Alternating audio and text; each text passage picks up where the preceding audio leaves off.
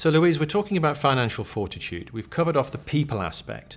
What about cash? How important is it that the numbers add up?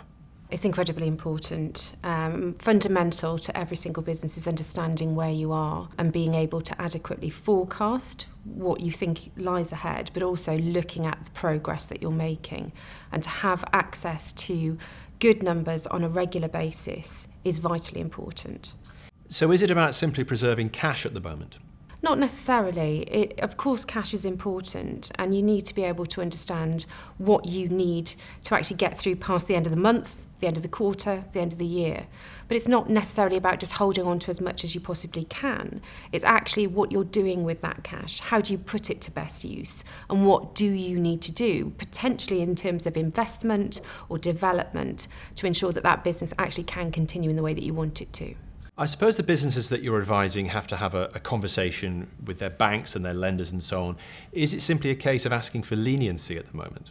I think it is a time to be open. It is a time to have early conversations, but you need to be prepared for those conversations. You need to have the right level of information.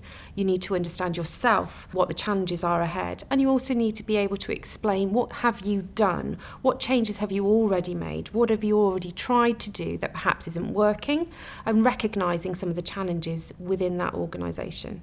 What other financial measures could companies be taking at this time? I think they're looking at a range of different things.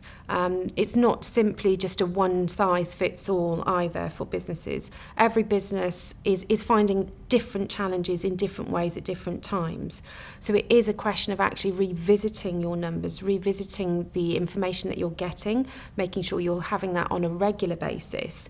But also it's looking beyond some of the key metrics that you may have considered were valuable previously. Do they still apply to that business?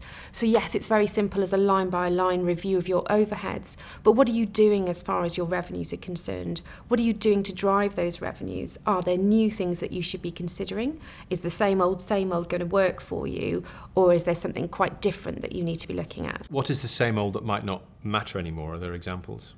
At the moment, we've got a number of businesses who could be assuming that they're sort of a one-trick pony, if you like, and maybe the products that they sold or the market that they had is the one that they should stay in, and they should persevere and just try a little bit harder, batten down the hatches.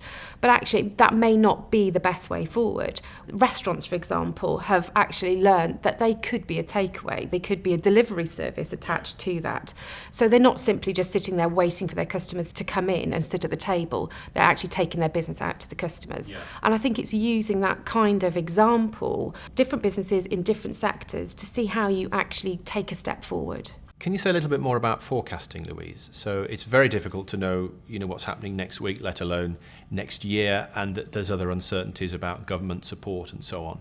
So how should companies approach forecasting? The starting point is clearly to have a forecast. It is to have that template. It is actually to plug your numbers in and look at them. But you've got to have a way of actually sensitising those numbers. You've got to have a way of looking to see, are there changes coming up ahead that you could predict? What do you do if there is a sudden change, perhaps in terms of your revenues coming through? Is there a percentage drop? What actually are the sort of outside influences that could change those numbers? And yes, we don't know absolutely everything that's coming, but you've got to have a suitably flexible and adaptable system to begin with, because if you haven't got that, then you have no ability to change and reforecast. And there are many businesses that are reforecasting. Maybe they've got more than one scenario in mind. They may have actually plan A, B or C all running in tandem. And the more sophisticated the business is, perhaps the more sophisticated those scenarios become. What about investment?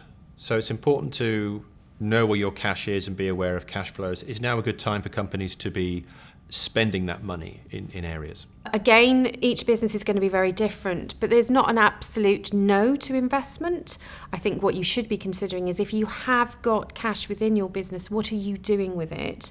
Are you investing it in the right places, perhaps in some technology? Particularly at the moment, are you looking to develop new services, new products, new systems? Clearly, without many people out and about on the high street, what is your online presence like? How are you reaching your customers? Can you improve those systems now and actually get yourself ahead as and when the country and the high streets begin to open up again? Will you be there? Will you be remembered? Will you be seen? Thank you, Louise. Thank you.